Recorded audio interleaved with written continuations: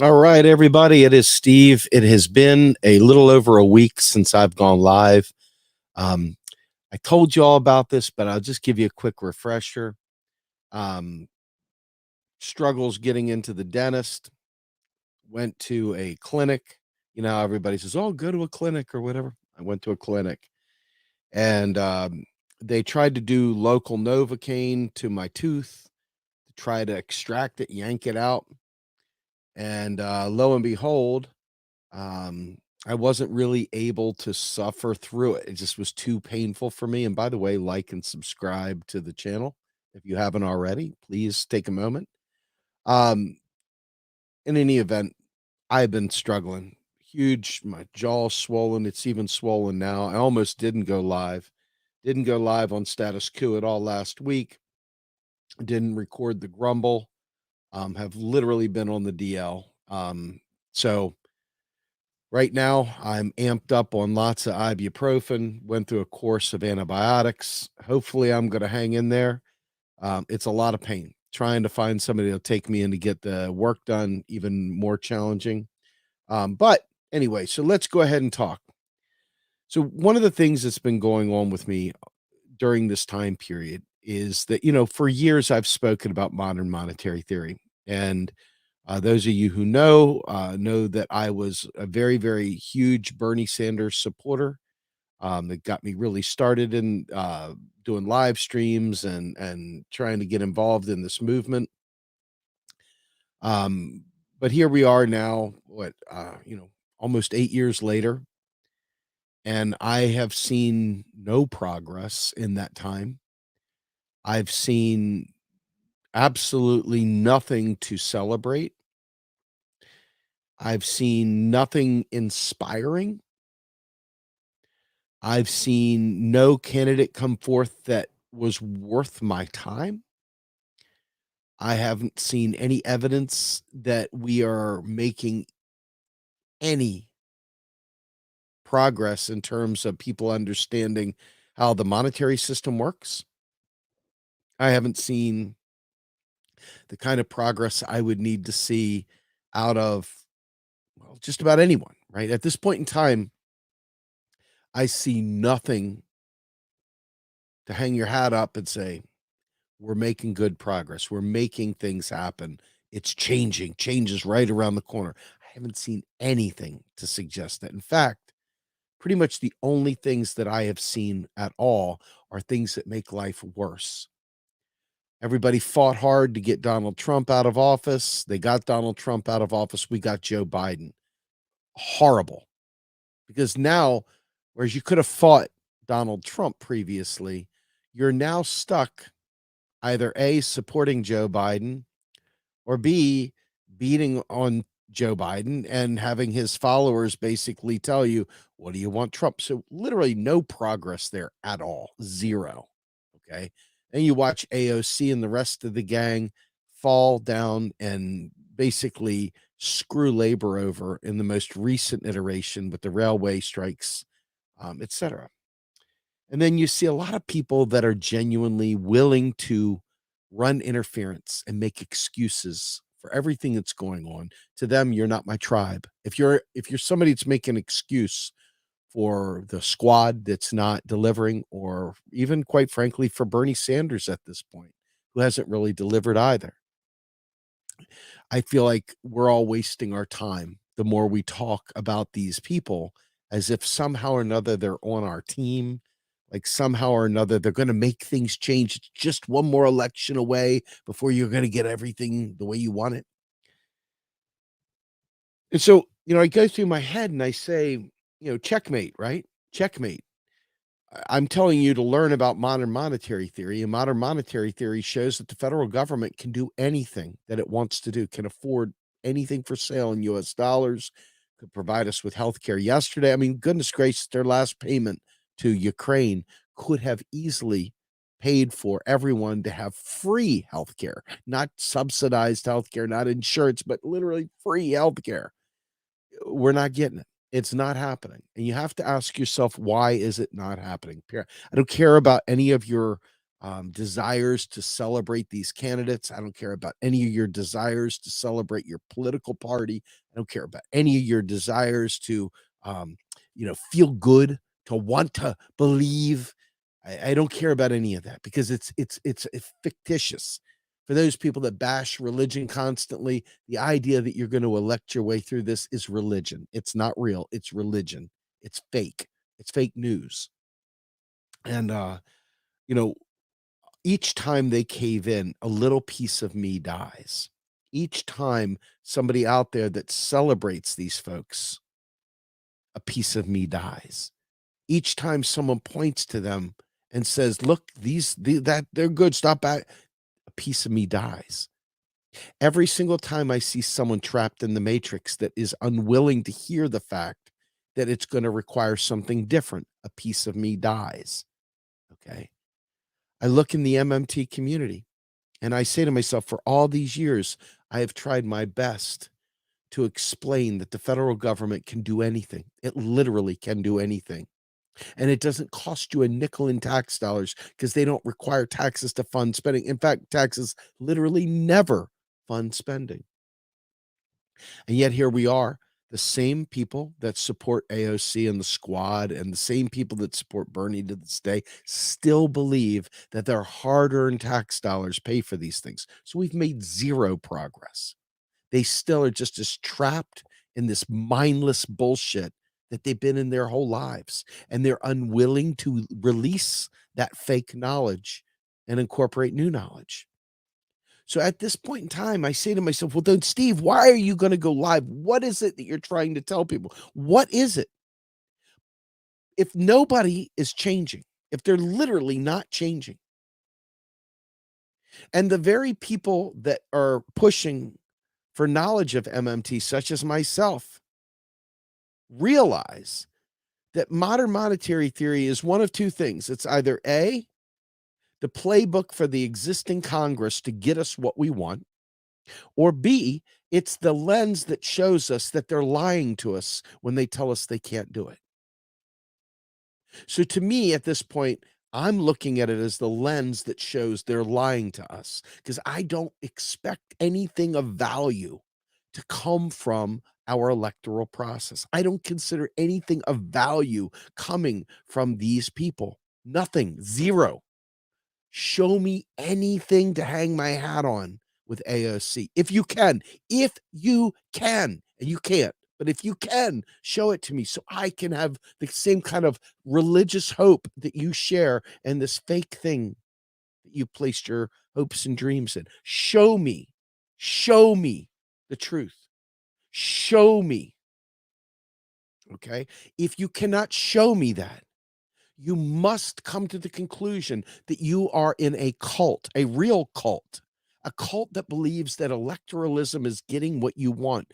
That is a cult because you have to defy all reality, all things in front of you. Every bit of evidence that is out there shows that that's not true. So if you're in that, you are part of a mental cult, a literal cult. Okay. You can phone bank harder, you can door knock harder, you can vote harder, you can donate more, you can do all the things, and nothing will change. Nothing will change at all. In fact, things will get worse. Okay? Things will get worse. And there's a whole host of reasons why that is the way it is. I've talked at length about this thing called institutional knowledge. I doubt most people sat there and said, "Oh, I better take notes. I got to think through this. What is this institutional knowledge thing?" Institutional knowledge is knowledge or thinking that goes beyond debate. It's way outside the debate. It's stuff that they believe is already settled science.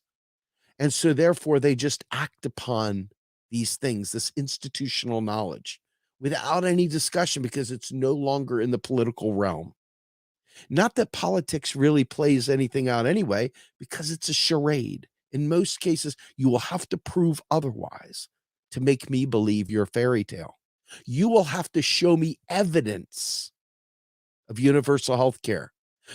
if you're gonna tell me that 70+% people, 80% of people, whatever, want Medicare for all, and we don't have it still, you have to explain to me why that is. If you're gonna tell me that we have money to send to Ukraine, but we don't have money for healthcare, you have to explain to me why that is. I know why. I literally know why. But for those religious adherents out there, the cultists that keep suckling back into this bullshit narrative, this fake theater, and keep because we're getting ready to amp up into another election cycle. And there's a lot of you people out there that still believe in Santa Claus, the Tooth Fairy, and the Easter Bunny. You still believe in this shit. And therefore, you're going to suck all the oxygen out of the room. You're going to take away every chance for everybody to learn. And you're going to start telling everybody how they got to vote for XYZ candidate. You're going to get back into that cycle of bullshit again. And nothing is going to change. You're going to swear it well, but there was Jamal Bowman out there. We fought tooth and nail. Remember, everybody fought for the new squad member, the dude squad member. And he's out there literally voting to kill a strike, voting to kill labor. You're going to have to show me evidence that these people had a gun to their head that made it so they had to vote for the shit legislation Biden pushed. You're going to have to show me how Biden makes labor stronger.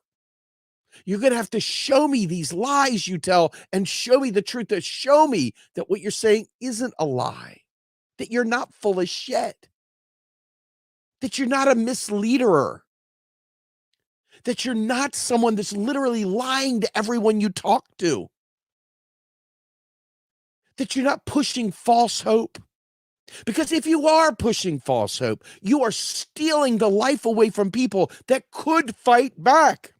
But everybody wants a little false hope, right? Everybody wants to have their ear tickled.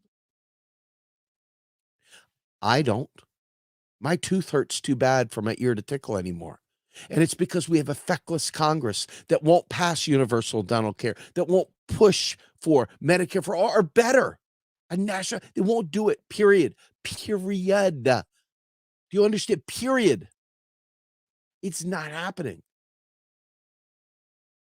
But you can be sure that those same feckless son of a bitches, for your viewing pleasure, so your cult worship works, so your whole fake narrative that you've put into your head, that you allow them access to, that same narrative, that they will go ahead and keep filling you full of shit while they go ahead and fund the military, while they go after new wars. They're going to keep filling your head full of shit, and you're going to keep taking it because you want to believe, because you are part of the cult.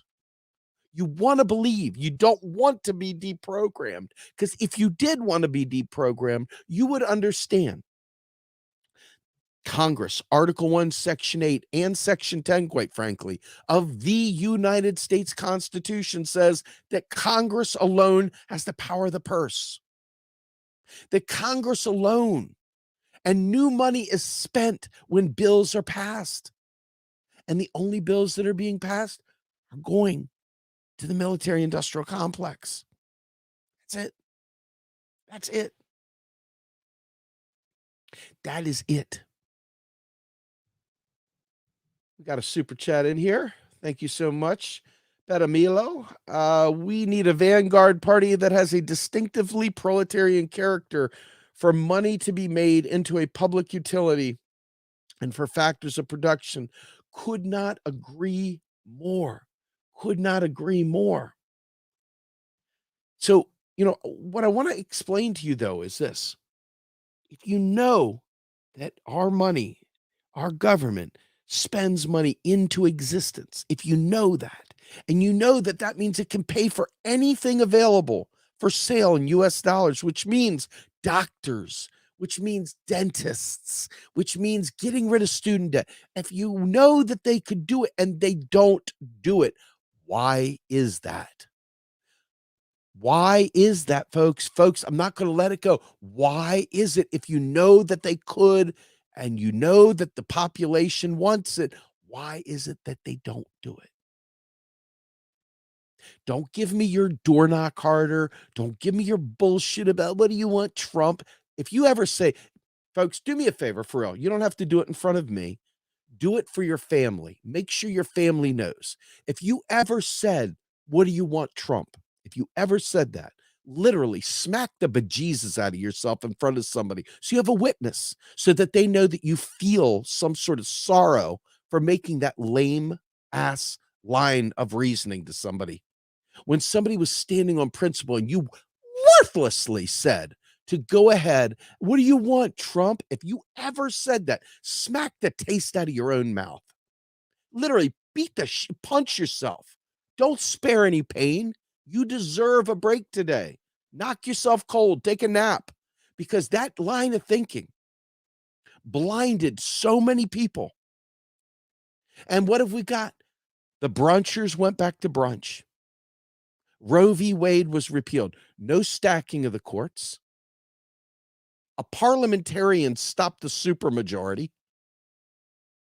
You got nothing from Joe Biden at all.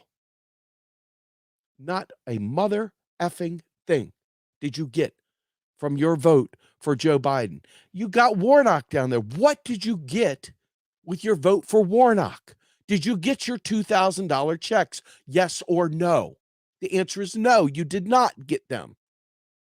And then, as if Trump wasn't mishandling COVID enough, Joe Biden says, hold my beer.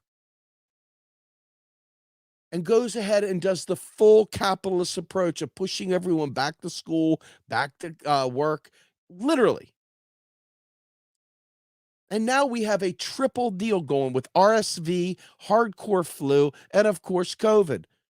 Now, I don't know if you've tried to go to the emergency room lately or tried to get service even at a freaking Minute Clinic or whatever, but the lines are long to the point where they're saying 3 hours before closing time, we've hit our quota. We can't receive any more patients in here. I know. How? Well, it happened to me. Okay. So as I sit here and I've talked to you for years and years and years about modern monetary theory, I want to be crystal clear that my new focus with pointing out modern monetary theory is no longer going to be, look what AOC could pass if she was really a meaningful representative. Look what Rashida Tlaib, now Rashida is the lone vote against the strike, so I don't want to beat her up. Omar, the rest of them, if they were doing any of this stuff, MMT is like, hey, here's this tool you can go out and use. Hey, Bernie, go out and tell everyone that money's a public utility and that we can have all these things. Don't sit there and keep falling back on that old bullshit. It's not happening. Not happening at all. So going forward, the only thing that I think MMT serves is to, well, it's not the only thing. I mean, it serves a lot of things. I love MMT, but serves three primary things if I'm spitballing off the top of my head. Number one is it expresses what we could do if we actually had a government that served us. That's the first thing. It shows what could be done. Second of all, it shows that when you know what could be done, it shows you what they won't do. So now you know not only what could be, now you know that they won't. Then the next question will be, why the fuck not? Why not? Because you believe we have a democracy. You actually were you were actually sold that this last election was about saving our democracy. Okay? Democracy is on the ballot, right? You were told that the last election was about saving our democracy, and you believed it. I'm not, I'm not joking. I'm in a lot of pain, but you believed that. And you sold other people and you told other people this election's about saving our democracy. But in reality, what they did was they gave you an option that was so repulsive to you. And, let's be fair. Who the fuck wants fascism? Fuck Donald Trump, right? Fuck that man. But you were sold, we got to do this thing. So you ran out and you did this thing. And ultimately, what do you get? You got the same thing. You didn't get something different. You didn't get better. It didn't somehow or another suddenly become a different change. No, it's still all about building up the Democrats. We gotta do this thing for Democrats. It never ever became about your needs. It never became about our needs. Dental work was never on the agenda. Why not? Healthcare was never on the agenda. Why not? A Green New Deal was never on the agenda. It was Joe Biden's stupid Build Back Better. Okay. And it kept getting shrunker and shrunker and shrunker to the point where it was like nothing burger, to the point where it was a few subsidies for what, I don't know, chip makers or electric car makers. I don't know.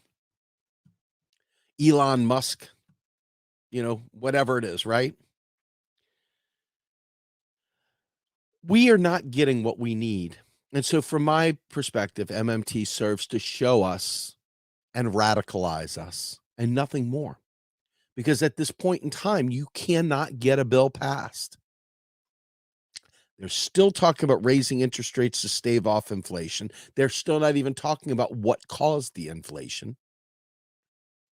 And the things that they bring up, I mean, literally huge layoffs right at the holidays are happening, all in defense of these inflation that were created largely by gouging, largely by supply chain mismanagement, and largely by globalization and the fact that we had commodities out there run by oligarchs who have absolute power over them.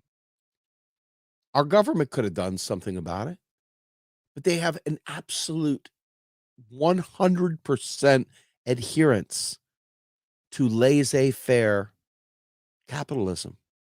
It's a 100% across the board from Elizabeth Warren to Joe Biden and to the rest of the Republican Party. All of them share in this laissez-faire version of capitalism where they inject their desire for who's going to win and who's going to lose. It's always us that loses.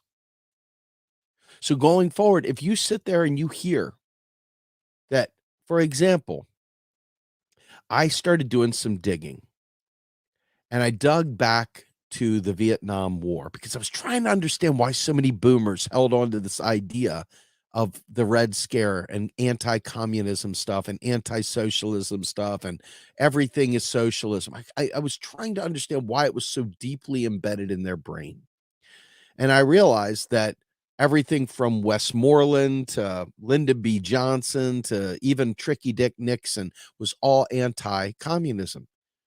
And I got a little bit more crazy and I dug a little bit deeper for some reason because that's sort of what I do. And I went back to the Korean War. And I started realizing, holy shit, the Korean War was all about stopping communism too, once again.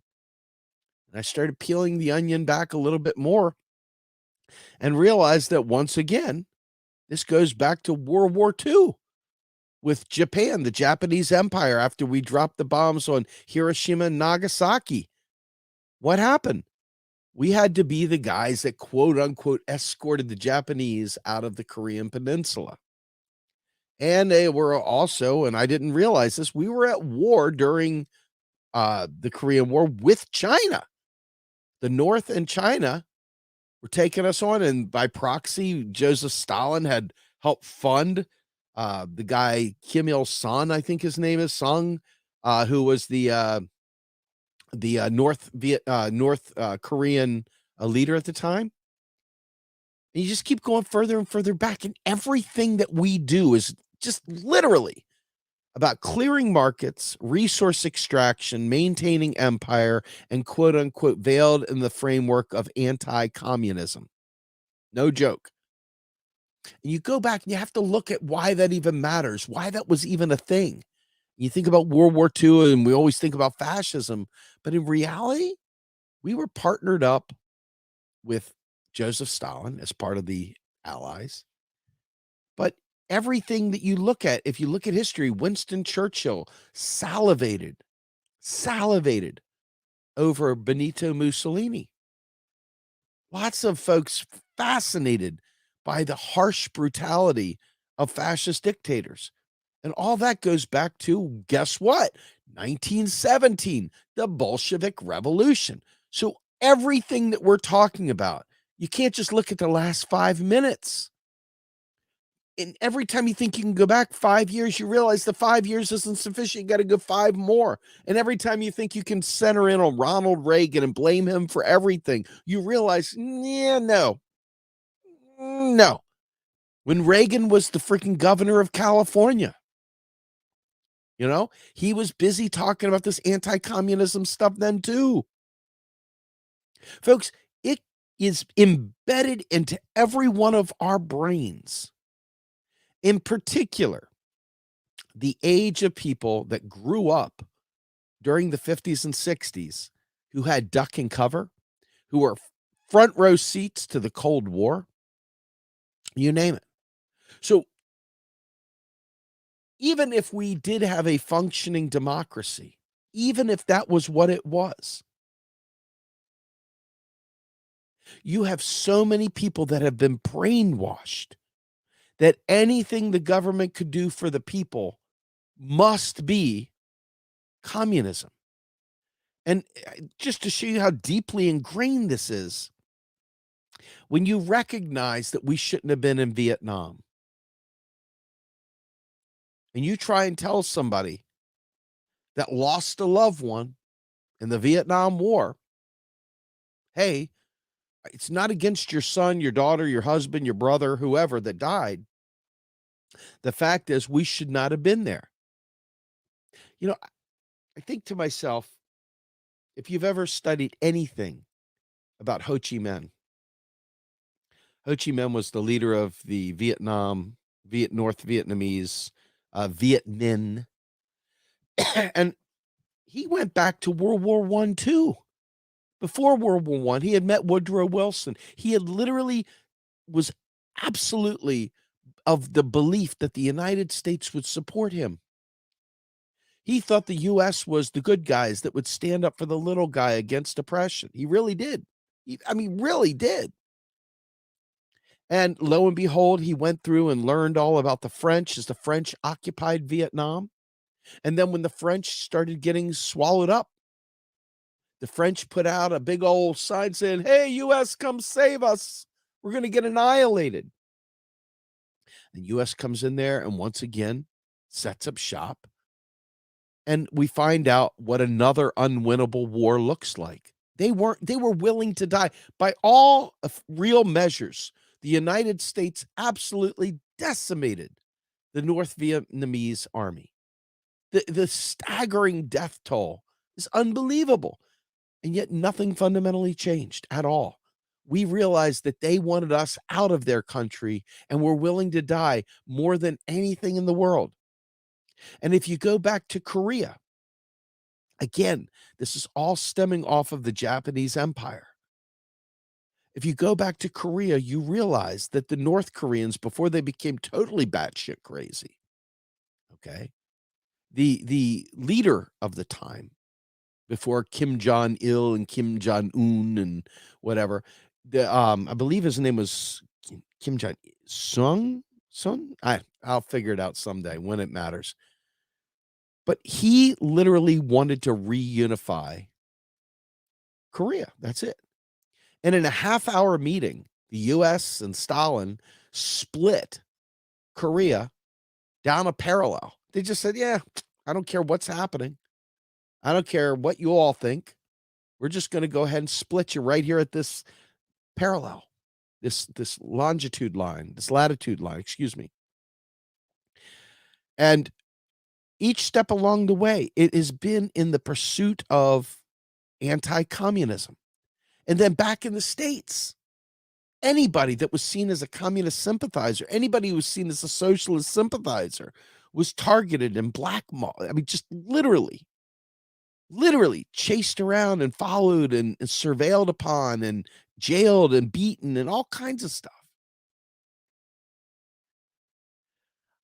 I think to myself, you've got to undo all of that thinking. You've got to undo all that brainwashing. And it's not just the old timers that hold on to that duck and cover and better dead than red stuff. Now, by demonizing Russia yet again, now Russia hasn't been quote unquote communist in forever. Okay. But they never really got to that level. Okay. But within the Soviet, right? When the whole Soviet Union fell apart, it's been what, 30 plus years? 40 years? People still think Russia is communist. It's that deeply ingrained. So a new generation of people are being trained to be anti-socialist, anti-communist, and the idea that any kind of social spending is communist, which, if you've done any study at all, social spending isn't communism at all. I mean, you talk about a social democracy at best right there. Public spending is how governments provision themselves, period. Why is it the only thing the government should be spending on is war? Well, you should ask yourself that. Why is that? That brings us full circle. Why is that?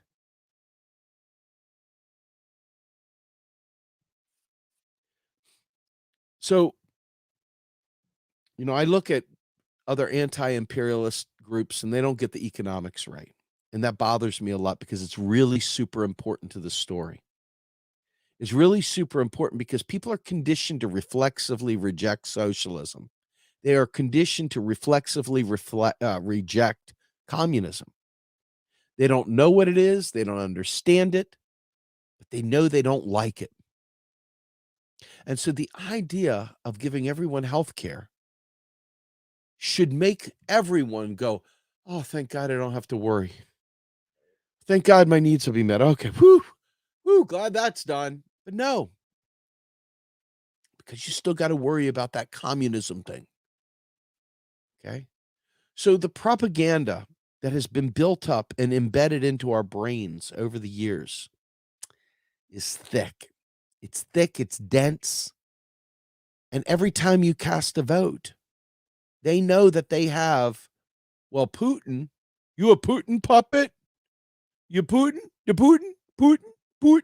I think they just like saying the word poot, right? It's like the 6-year-old in them gets the giggles and they poot in the bathtub and bubbles come up. Putin, Putin, Putin, right? It's just like fun for them. But in reality, it's playing off of the Red Scare. It's playing off of all those things that have been embedded into so many generations. Okay. Ronald Reagan talked about this constantly. So the 80s kids, the kids graduating high school, heard all this stuff ad nauseum. The textbooks told it to you every day. The tales were told from the victor's eyes, the victor's mouth. And so nothing is going to get done, because if you ask for something and you don't go out and earn it, right? And you're asking for communism, and naturally they've got a built-in ad ready to go, a built-in propaganda war ready to shut it all down. So in order to make any kind of change in this country, you got to deprogram people. You can't reprogram them until you deprogram them, okay? Fadl Kabub, friend of the program, always talks about you can't, uh, you know, repair without decolonize. You can't decarbonize without decolonizing. Well, there's a lot of things. We got to decolonize our minds. We got to get rid of the stinking thinking. Okay. Because otherwise, when I go out and I do a live stream like this, all you can tell, you can watch the numbers go up and down when I say something that the vote blue, no matter who, lose their mind over. They can't stand when I tell them it's theater, because they're willing to die over this 1 degree of separation between them and the GOP. And they don't understand that if you don't have a real strong leader that's willing to fight for the people on your team, assuming, by the way, that this system isn't just a bunch of bullshit cover for whatever the ownership class is going to do anyway. Okay. If you don't have a strong leader, they're not going to do anything for you. So you're going to be busy for the next 4 to 8 years defending fecklessness because what do you want, Trump? So every single thing that we talk about with MMT and explaining how you can have a Green New Deal, we can save ourselves from extinction and we can give a job guarantee and we can do Medicare for all. We can do all these things. It's true. Every fucking word I just said is 100% true.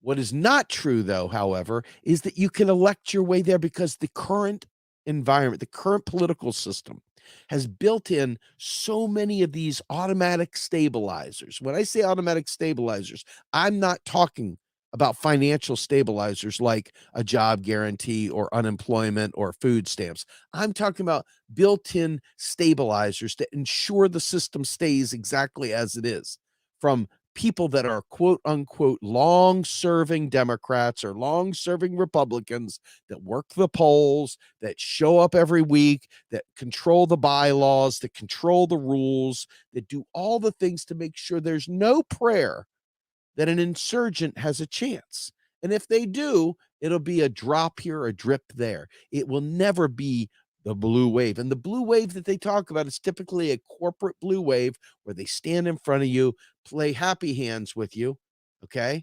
And they sit jazz hands, they get you all excited, get you dancing, get you dancing to their beat. And then they go ahead and they bust a strike for railway workers. So don't give me the bullshit anymore. Thank you very much. I'm into real. I'm into the things that matter. I'm into the things that can be done that are actionable. Voting your way to something is a distraction at this point.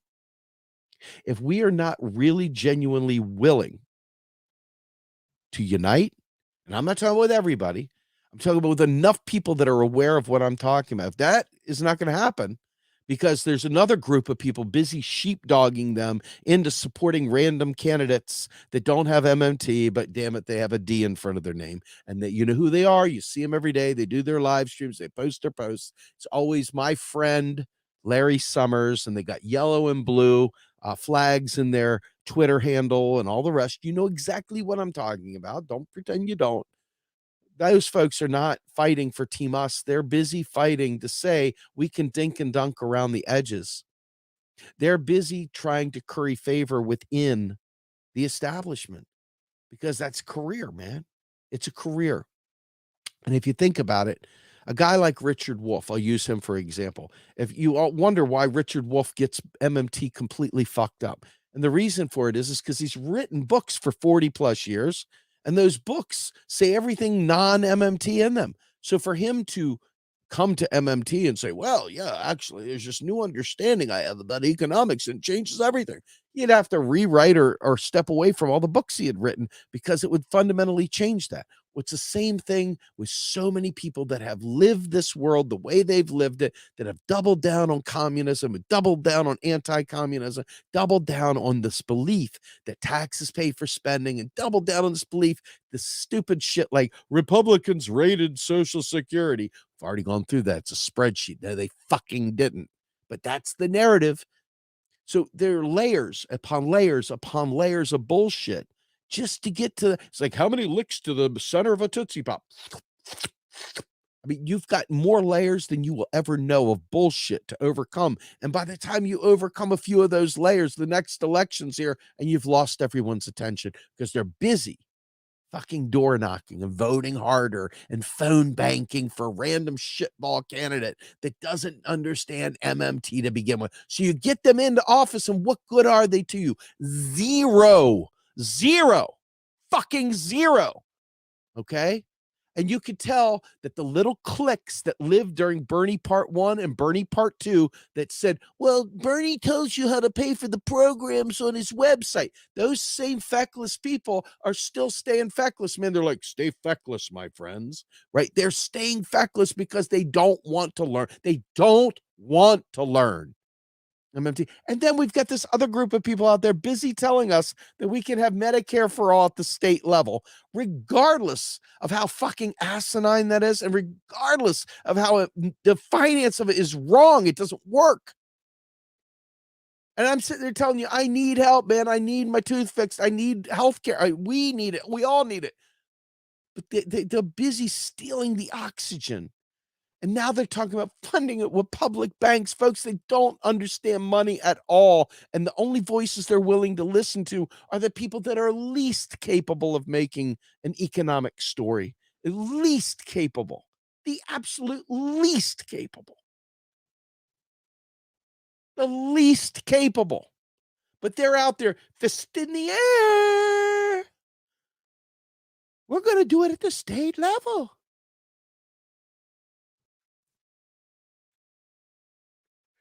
There's a part of me that is so enraged that people follow along with the least intelligent groups that do these fucking pop-up ideas.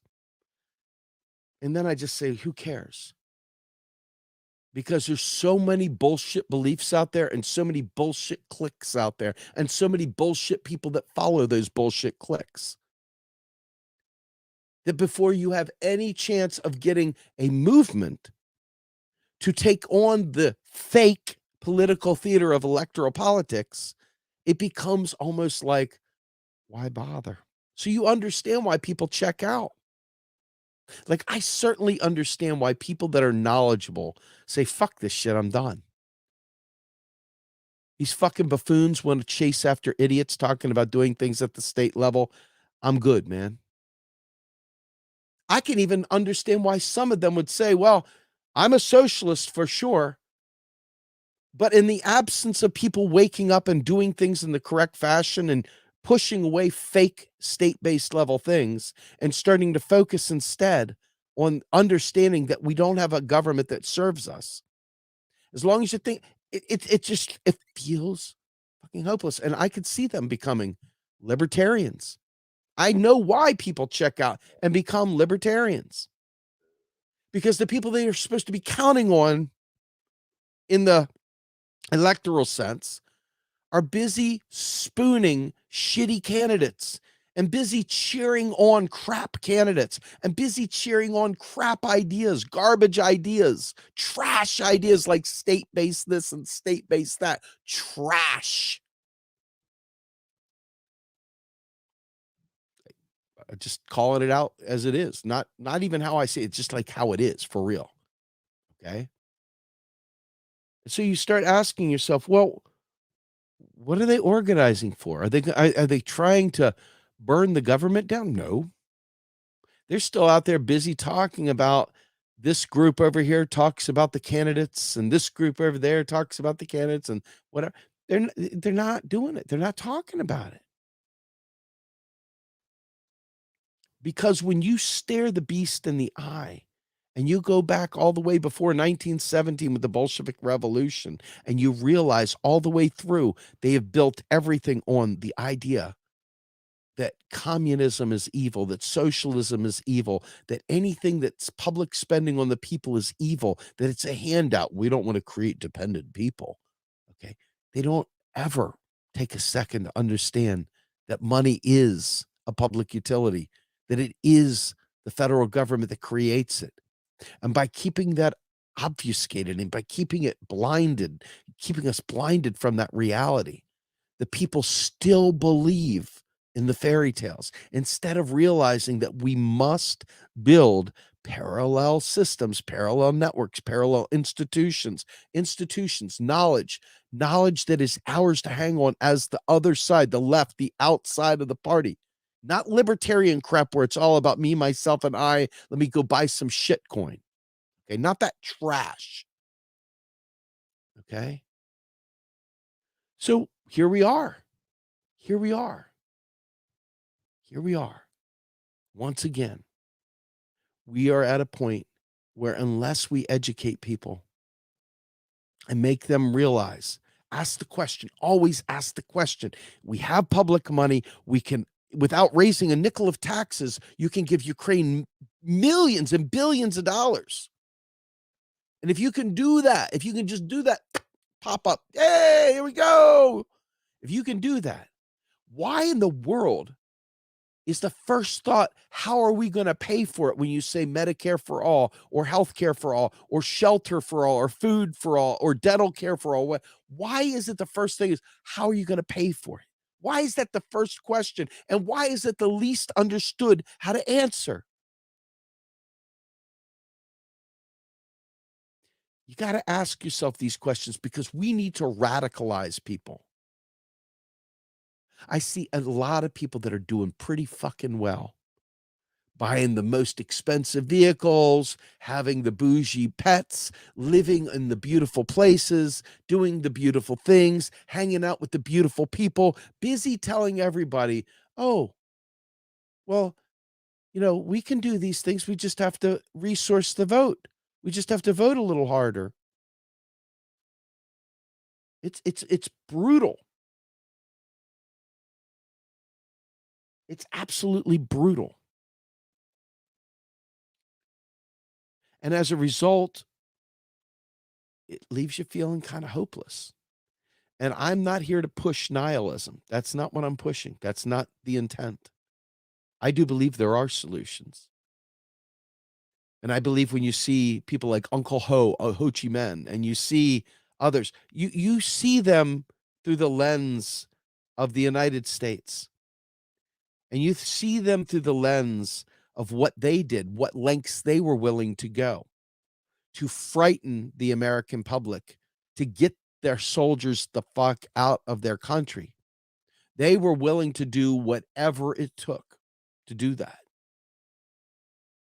They didn't have all the tanks. They didn't have all the weapons. They didn't have all the helicopters. They were busy having women with barrels of rice, running through 50 miles of jungle, carrying pieces of a mortar that would be taken to some other location through the Ho Chi Minh Trail. They were willing to do things that we're not even willing to do, even the slightest bit, to prevent the lies from continuing and to make things better. They were willing to do things that we simply will not do.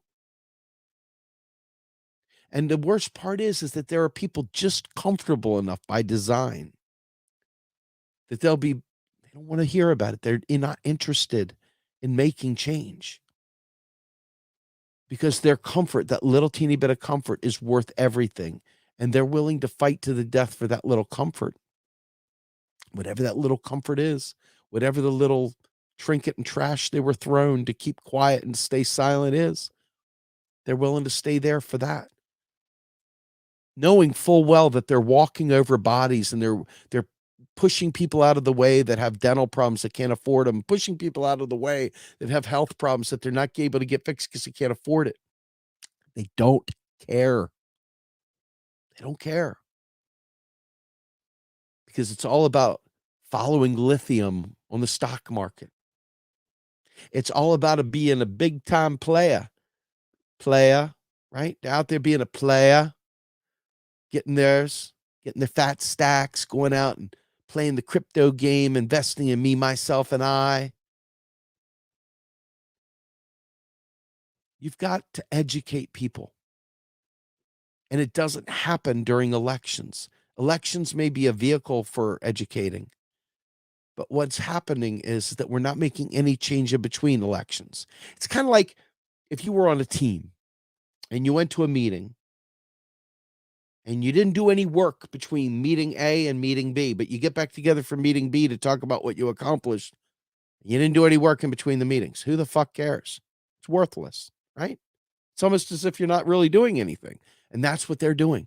And that's what these elections do. They suck all the oxygen out of the room. They suck all the air out of the ball. They suck all the air out of the tires. They suck all the gas out of the engine. They literally blot out the sun so the solar doesn't work. And they get you hyped up about some shitty candidate. And I'm just here to tell you that you have the burden of proof on you to show me how voting your way to that is fixing anything, how not organizing outside of the political process isn't the right answer, and how not being a vanguard party or creating a vanguard of sorts to create that change isn't the right answer. I'm not interested in third parties, because to do the third party game, that means you got to keep the system as it is. That means you've got to break through the Republicans and Democrats' stronghold, not just of the parties, but of the process, folks. Of the process. They control the process. They controls the keys to getting on the stage. They control the keys to the media. They control all of that. So this isn't about a third party.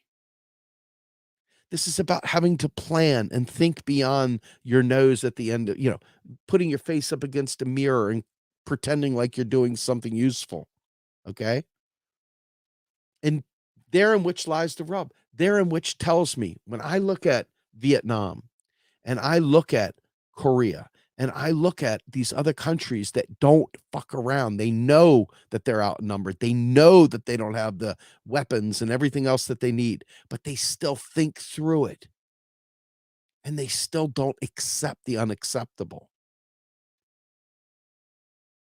But we do. Every time. And I don't really fundamentally understand why that is, other than pure propaganda. Constant deluge of propaganda. So with that, my tooth hurts insanely right now.